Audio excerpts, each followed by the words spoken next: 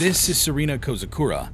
Serena was in court after her boyfriend and another witness claimed that the 38-year-old bikini model kicked a hole in the door and then squeezed through to enter the apartment in a bid to catch him with another woman. Kozakura was sentenced to 14 months in prison for trespassing and willful destruction of property, but the Japanese model appealed the ruling at a Tokyo High Court.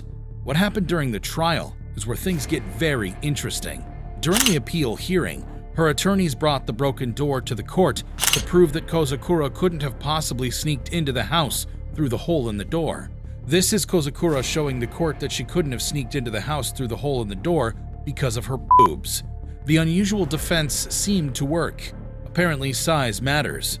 The hole that Kozakura allegedly kicked in and sneaked through was only 28.3 by 8.7 inches, which was far too small for her to crawl through because of her enormous bust, which is way more than 40 inches. After her defense team had successfully proved that she couldn't sneak inside the house through the hole, the presiding judge, Kunio Harada, threw out the guilty verdict. After the ruling, a delighted Kozakura told the press that her bust won the case for her. She stated that she has always hated her body because her bust is too big, but that the bust saved her and justice prevailed. If you think Kozakura's defense was outrageous, you don't know about Jonathan Schmitz. This is Jonathan Schmitz. Jonathan was a regular guy who lived in Michigan. He was informed that somebody had a crush on him and agreed to meet the person on the Jenny Jones Show, one of the popular talk shows then. Jonathan appeared on the show in March 1995 and was waiting for the big reveal. It was about 6 months after he and his longtime girlfriend had broken up. So he goes to the show thinking she who was going to be the secret admirer. Actually, his secret admirer wasn't exactly a woman, but rather 32-year-old Scott Amador, a gay acquaintance who was introduced to him by a mutual friend. During the show, Jonathan appeared flattered, laughed off the admiration, and played along. But underneath, Jonathan was seething. This is Jonathan Schmitz on the show laughing with Amador. Well, guess what? It's Scott that has the crush on you. You lied to me. 3 days after the show, Jonathan came back home and saw a note, presumably from Amador. This is where the armless story takes a violent turn. Jonathan saw the note and became enraged, took his gun, went and bought bullets, loaded them, drove to Amador's house, and killed him. That seemed to appease him because he called the police and confessed to the killing. Okay, why did you do that?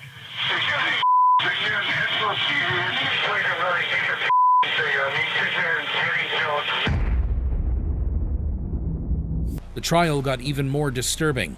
In court, Jonathan didn't deny that he killed Amador. Instead, he argued that his actions were caused by diminished capacity, caused by the embarrassment he suffered on the talk show and the shock of discovering the note. Despite the evidence of the premeditation, which made him responsible for a first-degree murder charge, the jury bought his gay panic defense and only found him guilty of second-degree murder.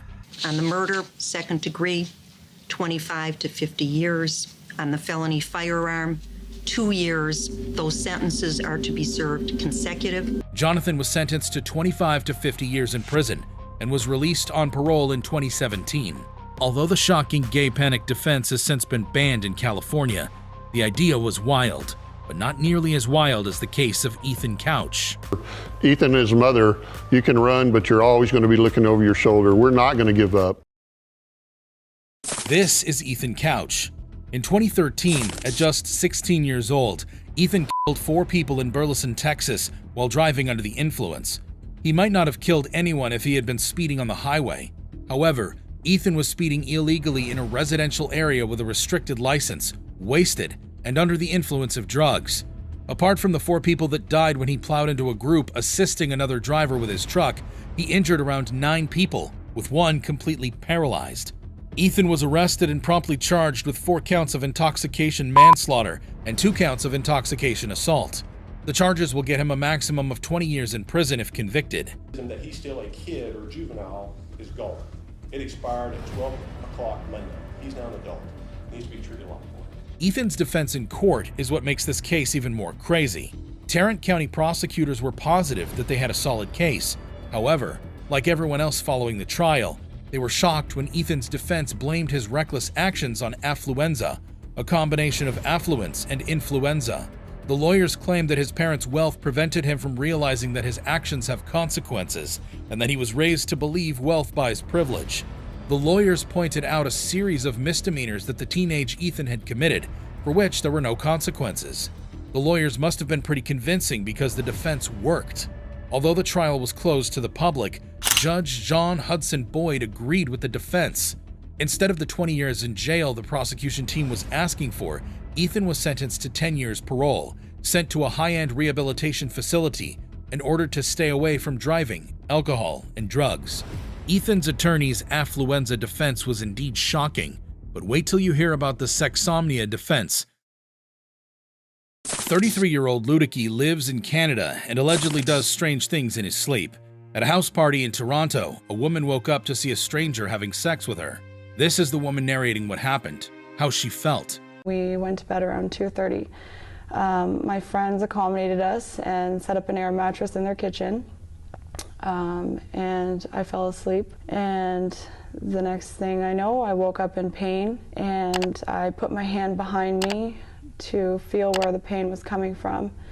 And that's when I realized that I was being assaulted. The man was Ludicky, and he was charged with sexual assault.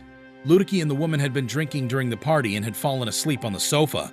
During his trial, Ludicky stated that he had no recollection of having sex with anybody. He told the court that he didn't know he had sexually assaulted someone until he woke up in the bathroom and saw himself wearing a condom.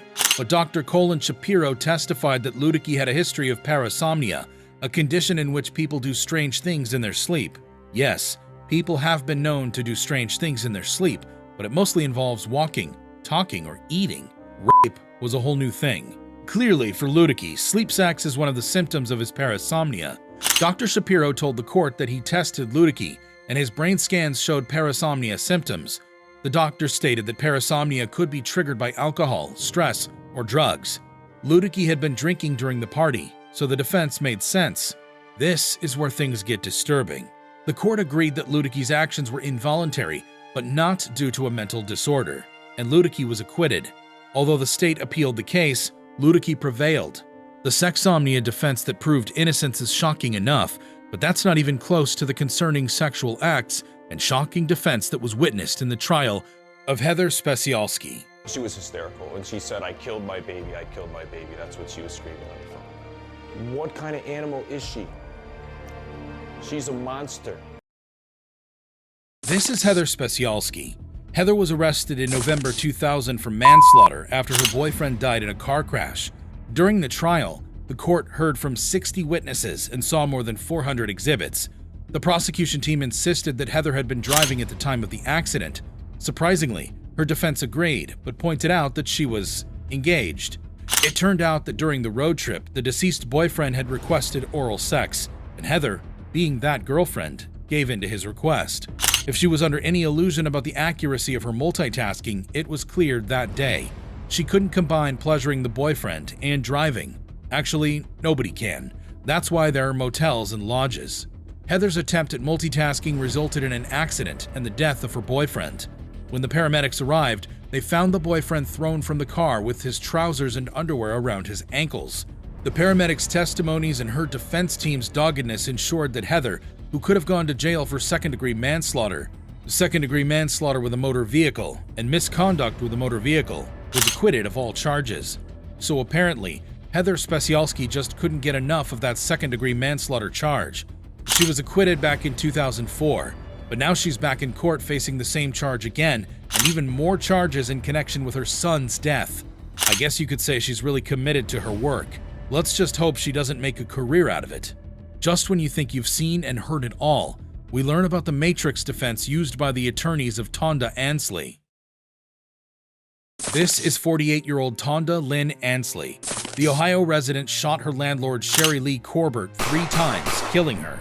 The murder occurred in broad daylight and was witnessed by several people. Ansley believed that Sherry Lee was part of a conspiracy and brainwashing. For Ansley, the world is an illusion manipulated by our machine overlords, not unlike in the movie Matrix. In the Matrix movie, humanity was controlled by machines who blurred the lines between reality and dreams. When she brought this idea up in court, things got crazy. Ansley accused her landlady and 3 others, including her husband, of controlling her mind and blurring her ability to tell the difference between dreams and reality. The police confirmed that she planned on killing these people too. Like Neo, the lead character of The Matrix, Ansley believed it was her duty to rebel against these machine overlords and insisted that she was justified to do it because they committed many crimes in The Matrix. In May 2003, a judge approved the insanity plea from Ansley's defense. The prosecutors had no issue with this as they believed she was suffering from mental illness. If you think these courtroom moments are crazy, you're not going to want to miss when convicted killers laugh at their victims' families.